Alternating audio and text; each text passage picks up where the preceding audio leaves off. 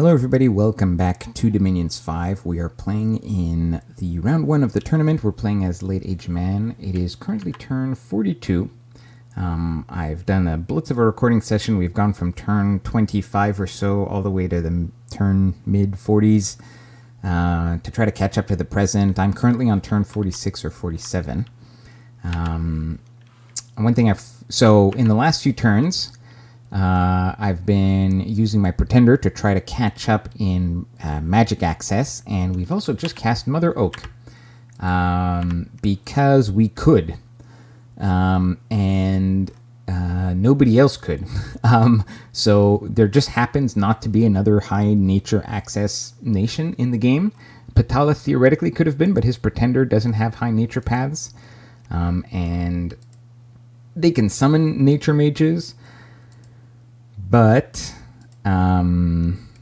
these mages here are only nature 1. So they would not have had an obvious way to cast Mother Oak. And we had all these nature gems lying around.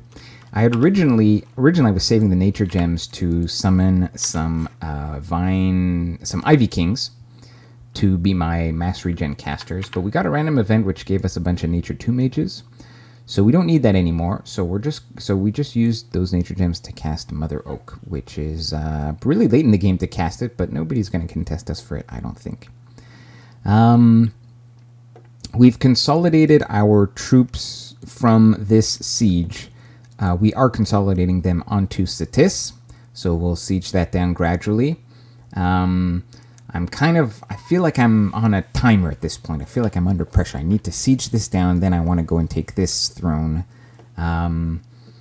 Diplomacy is still kind of stagnating. Now, there are some major diplomatic developments in the next few turns, and I don't remember exactly when they occur. So I think I'll introduce them maybe next turn. But for now, there's still this uncertainty about what's going on with Atlantis. Why isn't Atlantis helping to fight Patala? So I don't think there's much else to look at here.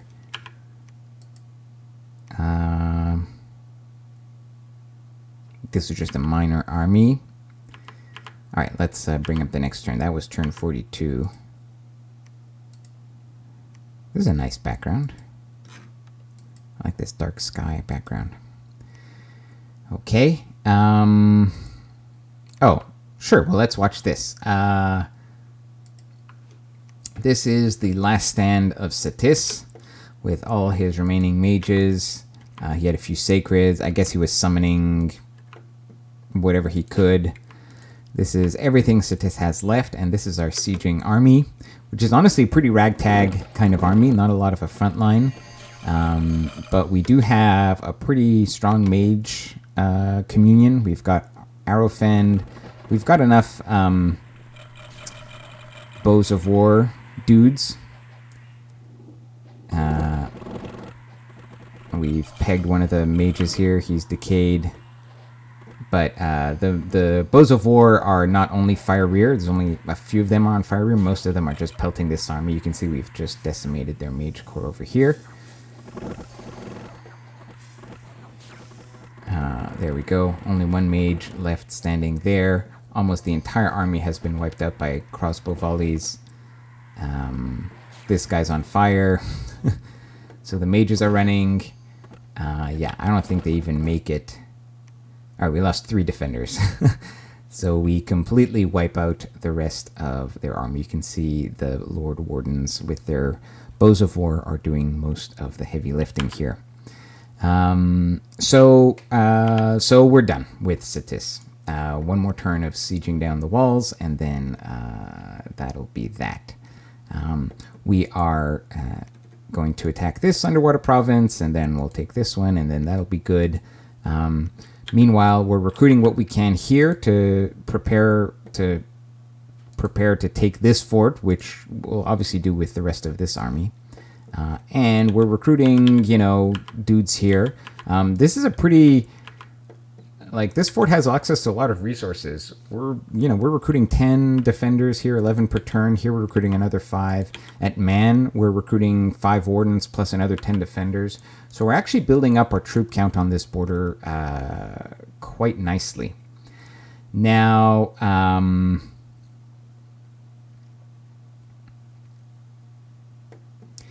was hoping. Well, this does not. The exact sequence of events in terms of diplomacy, I do not recall at this point. But but let me say this. So I reach out to Patala, and Patala actually reaches out to me. We reach out to each other, and Patala and Atlantis still have a NAP 3, and I'm concerned, like, to me, the way that I lose this game, at this point, the way that I lose this game is obviously if Atlantis and Patala fight me. Now, Patala is still fighting Alm. Obviously, as you can tell here, he seems to be winning. I haven't, unfortunately, seen most of the fights, but perhaps unsurprisingly, Patala is kind of beating the crap out of Alm. This is like Alm is here, so if Patala controls all these provinces, that's bad news. So this is concerning because Patala would not... Suppose Patala planned to attack me to end the game that way by taking these thrones. There's one reason that it wouldn't make sense for him to do, which is that the bulk of my army is actually on this border, so that would be a hard fight for him. Also, it wouldn't make sense for him to be fighting Alm on this border and then also starting a new war on this other border. So there are reasons why that doesn't make a ton of sense for him to be pursuing. But it's still a possibility. And so we talk about that. And Patala was exploring the possibility of allying with Atlantis. He was reaching out to Atlantis to see if Atlantis wanted to cooperate to secure first and second place. Because normally in Dominions we play to win, but in this case you play to win or to come in second. And Patala was kind of complaining that Atlantis wasn't willing to give him any sort of firm commitments.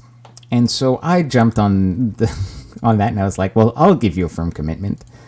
So at this point, roughly, Patala and I have basically agreed to ally ourselves to win the game and come in second. Now, probably that means he wins and I come in second, which I'm fine with. And what that means, I mean, it's sort of like a broad agreement, but and we kind of make it even more precise. But in those diplomatic negotiations, that is really important that I secure that agreement, because if not, it was clear that he was shopping around for that, and he was willing to have it with Atlantis. So I had to give him enough guarantees that I wanted to come on board so that he would kind of sign the deal with me and not, try to push Atlantis into it. And what that meant was agreeing that, first of all, if Atlantis ended the nap with Patala, that I would end my nap with Atlantis and attack him. So Patala does seem to be worried that there might be a gang up on him. He is also expecting Atlantis to attack him. In fact, we're all expecting Atlantis to attack Patala, but Atlantis hasn't done anything. So that's weird, but Patala is kind of like, well, why is he not... I offered an alliance maybe with him. We're really not sure what Atlantis is up to. And so Patala's worried Atlantis is going to attack him. That would create a 2v1 at a minimum, and potentially I would also join in and Tianqi would also join in. He doesn't want that.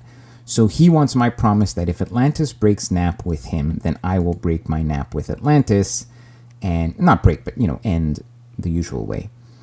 And that's that. Now that makes sense for me.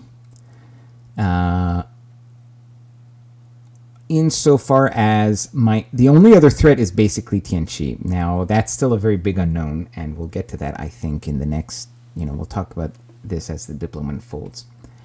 But it makes sense to attack Atlantis in the following way, which is that what counts as thrones, And so if Patala has a way to win fast, then I have to be number 2 in thrones. And one way to do that is to secure this throne. But I also have these 2 thrones on the border, in particular this throne on the border. So me attacking Atlantis and securing this throne, in addition to one of these other thrones that I have, guarantees that I have second place, no matter what else happens diplomatically. So to me, this agreement makes sense. Now, it's possible that Atlantis doesn't declare war against Patala, in which case I don't have to declare war against Atlantis, which is also fine by me. Finally, in these turns, as Patala is storming through Ulm, people are starting to worry about Patala now controlling this throne. They could storm this throne and then just win the game instantly. I can justify my buildup of troops on the Atlantean border here as a way to intervene on this throne, right? I'm saying that, well, if Patala came here and Atlantis failed to defend, I could use my armies here to kick him off. Now, in paying lip service to this sort of coalition against Patala, which people are saying they're part of, I could theoretically, if I really wanted to attack Patala, then I'm in the best position to challenge these 2 thrones. The thing is, I don't want to, but, I theoretically could be in that position. Now, Tianqi is the big unknown here, because he still needs another turn or 2 to siege this down, but then what does he do after? He could totally go after Patala, but for him to go after Patala is a bit more awkward, because getting this throne requires that he goes over me or over water. The geography here isn't great. But that is the tentative agreement at this point. Now, there are a few issues. I am concerned about what happens with Tianqi. And so what my priorities are now is to try to secure this throne. And the only issue with that is that I am very clearly not keeping troops on this border. So anybody who had good scouting information on me, for now, my behavior seems perfectly logical. I have a big army here on Satis. I'm still claiming I've got to deal with Satis, even though I've basically wiped him off. But afterwards, I'm going to move this army down here, not east to Patala. So it's going to be, I think, if I was Tianqi scouting me, I would be suspicious that I'm not really interested in actively fighting Patala. Now that was turn 43. Let's go to turn 44. We're almost caught up. More globals are getting put up. We're taking the underwater provinces. Whatever. We've breached Satis, so we're going to take it next turn. Let's talk a little bit about our progress through, magic access and stuff like that. So the global that went up was Stellar Focus. Okay. We want to get deeper into Earth because we want to either forge a Staff of Elemental Mastery with Earth and Air, or just be able to cast an Earth Global. We're going to have Enchantment 8 next turn. We have Earth Boots. We have a ring. Do we have a Ring of Wizardry yet? Yes, we have. We made the Ring of Wizardry. Sorry, I missed the turn when I forged it, but that was a while ago. I did a turn of blood hunting with my Pretender. We need to do one more turn of blood hunting, probably, to be able to forge the stone, the bloodstone, to boost Earth a second path. That will give us a total of 3 Earth boosts. One with the boots, one with the stone, and one with the Ring of Wizardry. My Pretender would go to Earth 4. That would be enough to forge the Staff of Elemental Mastery, but I could also do it on like this guy, for example, right? So we could then forge a Staff of Elemental Mastery. Now, in terms of pure Earth paths, there are some globals that are Earth 5, and if I put all those boosters on a guy like this, then I could also just cast that. But I'm thinking of casting Earthblood Deepwell, and then after a couple of turns of Earth Income, doing Riches from Beneath, or potentially Forge of the Ancients. All are good choices. So Earthblood Deepwell is just for more Earth Income. I don't need the Earth Income so much, but it would guarantee the other globals. Riches from Beneath is has an upside and a downside. So it would boost my income based on my Dominion. The problem is my Dominion's pretty weak. I don't know if you've noticed, but in the last few turns I've been recruiting a few priests. Now these are Inquisitor priests, so they're basically like holy twos for preaching out enemy Dominion. So I've just got a bunch of these deployed on my border provinces, or gradually being deployed on my border provinces, to try to reestablish my Dominion everywhere. If I do go for Riches from Beneath, the problem is this multiplier won't be very high. I do have some mines, right, that are giving me extra income, but like it's not in a province that has a high Dominion. So it's not a bad global. It also increases resources, so I could recruit even more of these guys. It's not a bad global. I want more income, but it's not ideal.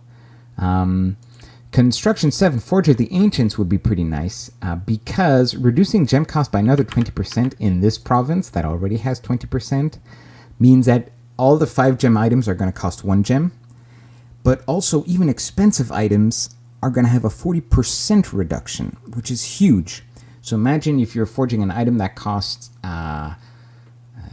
25 gems, then automatically there's a 10 gem discount on that, and then plus the hammer. So it would cost like 13 gems. So that's like half off. That is a huge deal. That is something that appeals to me a lot, because we do not have very good gem income because we've been very unlucky with site searching. Anyways, those are things that I'm considering. So I'm kind of climbing up the tree here. Now this turn, I decide to make a Moonvine Bracelet, and that's because I'm starting to gear up these fellows. So this guy here, he still had Crystal Matrix, but in theory he would use a Moonvine Bracelet. That'll make him Nature 4, and then he'll be all set. And the reason is I feel like war could break out at any time, so I'm kind of rushing to get all my key techs and key casters in place. Another thing I did a couple turns ago is we have a national summon as man, which is a Bean C. I don't know how to pronounce that. I think it's a she. It is an air, death, plus random. In this case, we got an earth. And what I did is I forged a lightning rod and a storm spool. These give corpse construction bonuses, and I put it in this province because I anticipated I might use these corpse constructs to go underwater here. But now they're just going to be useful chaff. So corpse constructs are pretty good in that they normally cost 1 air gem per, but in this case, every 1 air gem, I'm getting 5 of these, which is pretty amazing. They have no protection, but once you buff them with whatever mass protection or army of gold, then they'll have really high natural protection. They're just meat bags to put in front of your troops. And, you know, my whole strategy is either arrows or evocations, so I just want a ton of these guys in front, and they're very shock resistant, which is also useful for, air magic, like I'm doing thunder strikes. So very useful guys. And we're getting a lot of them for not a lot of money. In fact, we get 6 per cast, not 5 per cast, with these 2 boosters. So I've got one Beanshield working on that now. Now you'll notice this is air death. So Ellie Man has natural access to air death. Air and death, which means we could do Wailing Winds. So that's why I'm grabbing Evocation 6. In case we go to war soon, we will be able to cast Wailing Winds just by putting a Beansy in a Communion. So that is good, and people might not expect that from man. And so we're finishing Enchantment 8. That'll give us our elemental resists as well as mass regen and all that good stuff. then Evocation 6. Then we're going to head to Construction 7.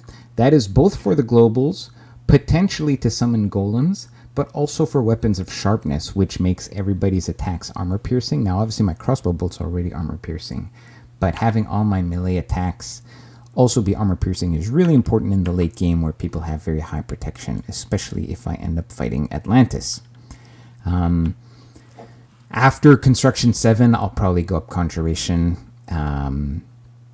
to 7 for the air elementals, or we'll try to push Alteration up to 8 and 9. 8 for Will of the Fates, and then 9 for Army of Gold.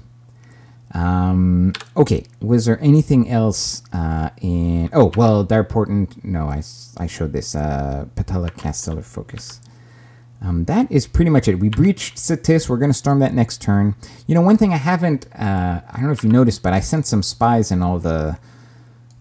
in all my enemies' capitals, and they've been infiltrating. So we can look at some score graphs. I have incomplete information, but I have some information. These are...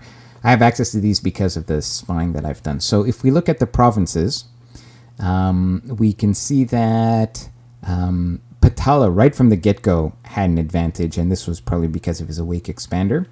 Now, I don't have Agartha's graph, but it's probably very low. So Patala has always been ahead in provinces. We've then sort of the, you know, between Tianqi, Atlantis, and myself, it's been pretty even. But I have pulled ahead a little bit recently as I have consolidated my control over Cetis. But you can see Tianqi is right behind me as he consolidates his control over Midgard. If we look at forts, that is something where I have done a very good job of building forts, and my forts are also pretty high quality, so I have pretty good income there. If we look at income, you can see that even though Patala has much more land and a few more forts, I have better income. That's probably a mix of the scales, and also just I have citadels on very valuable provinces. And I guess we should look at these. Gem income has been going up, research has been going up, my Dominion hasn't been great because I only built a few temples and then I stagnated for a while. Only recently have I been able to afford to build a few more temples. And army size, you can see that Patala is really running away with things. But Atlantis has a significant army. Although a lot of that... there's a lot of crossbowmen here, a lot of indie crossbowmen.